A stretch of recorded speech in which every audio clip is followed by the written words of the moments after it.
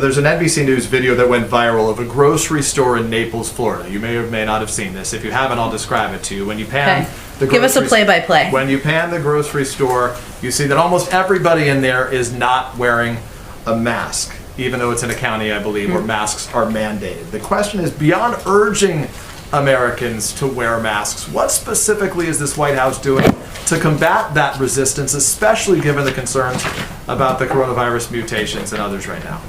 Well, one, we are trying to communicate about it as frequently as possible. Obviously, as you see, I wear a mask out here. I take it off when I come to the podium based on the recommendations and advice of our health and medical experts. You all are wearing masks right now, and the president has taken steps that are possible through his federal authorities, including mandating them on public lands, on airplanes. But part of what we're also trying to do is make our health and medical experts available to ensure people understand, and I'll reiterate it here today, it's not just a vaccine, is obviously an incredible medical breakthrough, and we want every American to have one. But even after you're vaccinated, social distancing, wearing masks are going to be essential, and we'll need to continue communicating about that through health and medical experts. So what do you say to those folks? What do you say to the folks like those that we saw in this video? I believe one of the folks who owns or runs that store who said he doesn't believe that 450,000 Americans have died of coronavirus. At the end of the day, we need everybody on board to beat this virus.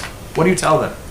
We try to fight the misinformation with facts, Peter, and fight it with health and medical experts, including at a national level, at a local level, to convey to people that wearing a mask is something that not only can save the lives of their neighbors, but of their family members. It's quite, and it's steps they're taking to protect themselves. I mean, we know statistically, or from our health experts, I should say, that if Americans wore masks for 100 days, 50,000 lives would be saved.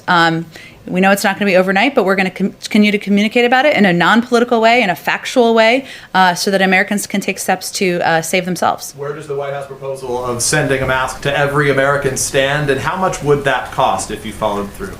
Well, there are a range of options on the table to help protect more Americans from the coronavirus and encourage people to mask up. And as I said, that's vital to us because it's not just about the vaccine. It's also about social distancing, ventilation, and certainly wearing masks. But no decision has been made to do that. So I don't have a cost assessment. Obviously, it would depend on how many people would be sent a mask.